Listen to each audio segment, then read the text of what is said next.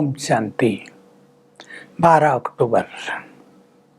आज बाबा हम बच्चों में बहुत बल भर रहे हैं। कोई भी विघ्न आए, तुम्हें अपनी स्थिति को अचल अड़ोल बनाना है, हिलना नहीं है। भले ही बाबा जानते हैं ये स्थिति अंत में आएगी पूरी तरह, परंतु अभी से इसकी प्रैक्टिस करनी है। इसलिए गायन है अतीन्द्रिय सुख पूछना हो तो गोपी वल्लभ के गोप गोपियों से पूछो, वो तुम हो। भगवान मिल गया तो तुमसे ज्यादा खुश कौन रह सकता है। तुम्हें अपार खुशी होनी चाहिए। भगवान ने स्वयं हमें एडॉप्ट कर लिया है विश्व की बादशाही देने के लिए। जिसके बाद जो कुछ होता है वही तो देता है। वो स्वर्ग की स्थापना कर रहे हैं और वो राजाई देने हमें आ गए हैं, तो उन्होंने हमें एडॉप्ट कर लिया है।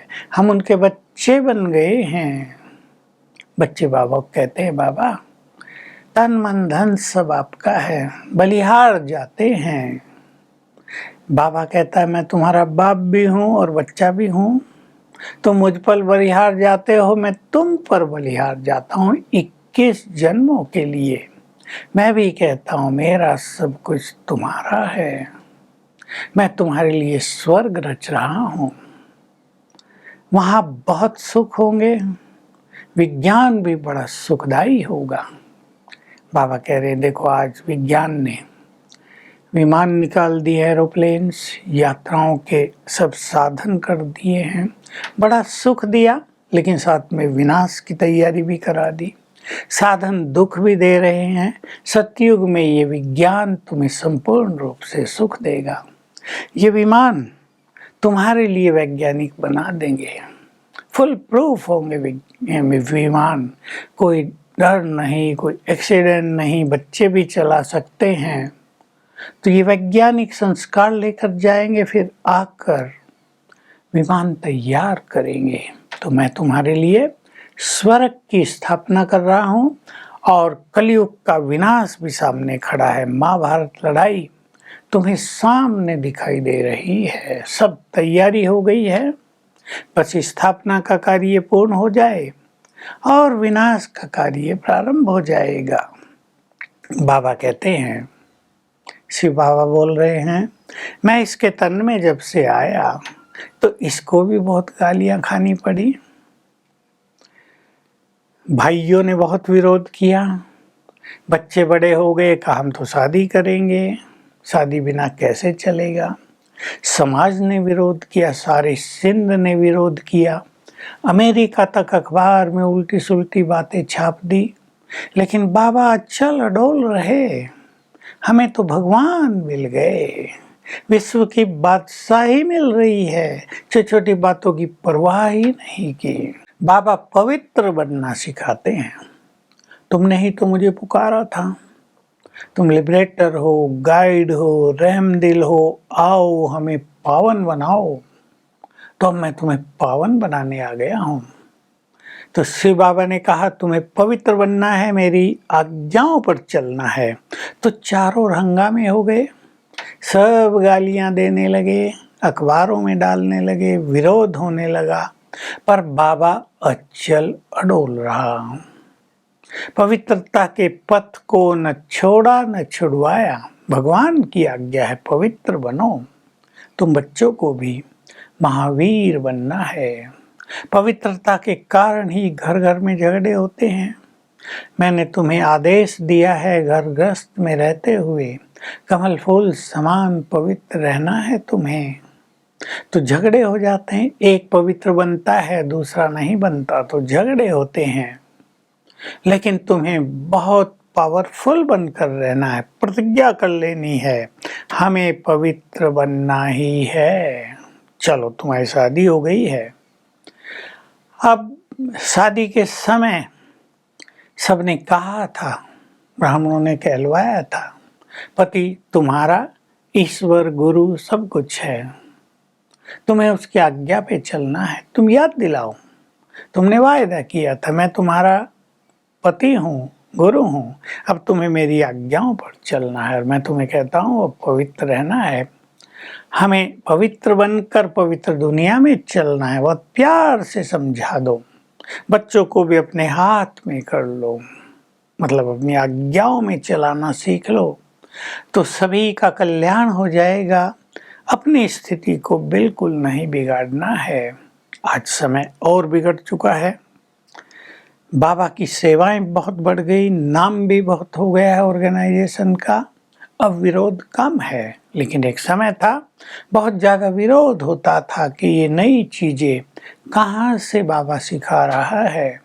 बाबा गीता पढ़ते थे, बाबा ने सबको कहा गीता में नहीं लिखा है क्या, काम महाशत्रु है, काम क्रोध लोभ ये सब नरक के द्वार हैं, इन्हें छोड़ो, तुम पवित्र बनो। तो बस वही तो गीता की बात मैं सबको सुना रहा हूँ। मैं ज्ञान का सागर भी हूँ, तुम बच्चों को भी आप समान ज्ञान का सागर बना रहा हूँ। मैंने तुम्हें सृष्टि के आदि मध्य अंत का ज्ञान दिया है। अब एक गुह्य ज्ञान की बात बाबा हम सभी को सुना रहे हैं कि तुमने पूरे कल्प में 84 जन्म लिए और हर जन्म में तुम्हारे फीचर्स अलग अलग थे, चेहरे, हाव भाव, सब, पूरी आकृति, शरीर की भी आकृति सब अलग अलग थी। बाबा कह रहे जिस रूप में तुम अब मुझसे मिल रहे हो, यही रूप तुम्हारा हर 5000 वर्ष के बाद होगा। जो रूप तुम्हारा सतयुग के आदि में था वो अंत में नहीं है। ये मामा बाबा लक्ष्मी नारायण बनते हैं, इनका फीचर्स बदल जाता है। जो स्वरूप अब है चेहरे का वो वहाँ नहीं रहेगा और फिर हर जन्म में बदलता जाएगा। एक जन्म का भी दूसरे से मिलेगा नहीं, एक मनुष्य का दूसरे से मिलेगा नहीं। कितना बड़ा राज है ये इस विश्व के ड्रामा का। जितने मनुष्य आत्माएं उतने सबके फीचर्स, चेहरे की आकृति अलग अलग हैं। तो बाबा हमें ऐसा गुह्य ज्ञान दे रहे हैं, नशा चढ़ाते हैं, तुम्हारे पास ज्ञान के रतन हैं, इसलिए तुम्हें अपार खुशी में रहना चाहिए। तो हमें अपने को चेक करना है कि विभिन्न परिस्थितियों में हम अपनी स्थिति को अचल अडोल रखते हैं। ड्रामा का ज्ञान हमारी बुद्धि में इमर्ज रहता है। जो कुछ भी हो रहा है नथिंग न्यू, कल पहले भी हुआ था। हमें अपार खुशी रहती है, भगवान के मिलन की खुशी, उससे सत्य ज्ञान प्राप्ति की खुशी हमें रहती है। हम महावीर बनते जा रहे हैं। महावीर एक परिस्थितियों में अचल अडोल रहने वाले, दूसरे माया पर विजयी होने वाले। माया भी भिन्न भिन्न रूप से अटैक करती है, लेकिन हमें पावरफुल बनकर माया पर विजय प्राप्त करनी है। वरदान है इस शरीर को ईश्वरीय सेवा के लिए अमानत समझकर कर्म करने वाले निरंतर योगियों नष्टो मोहा भव। तो ये जो हमें शरीर मिला है, बाबा ने कहा ये ईश्वरीय सेवा के लिए तुम्हें मिला है, ये बाप की अमानत है तुम्हारे पास। तो कोई भी चीज़ अमानत में हमें दी जाती है, उसमें मोह ममत्व नहीं होता, अपनापन नहीं होता, वो तो फिर वापस कर देनी होती हमें।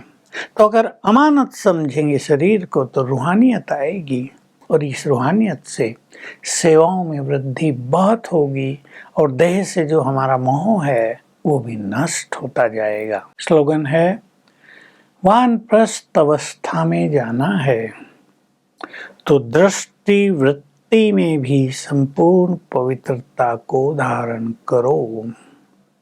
तो आज का हमारा अभ्यास होगा, स्वयं भगवान हमारा साथी है, वो हमारे सिर के ऊपर छत्र छाया है, उसने हमें पवित्र बनने की आज्ञा दी है, पवित्र बनने की ताकत भी वही हमें दे रहा है।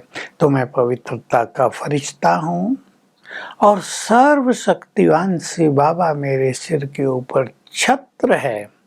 मुझे अचल अडोल रहना है और चाहे कुछ भी हो जाए श्रीमत पर चलकर पवित्रता को संपूर्ण अवश्य करना है। ओम शांति।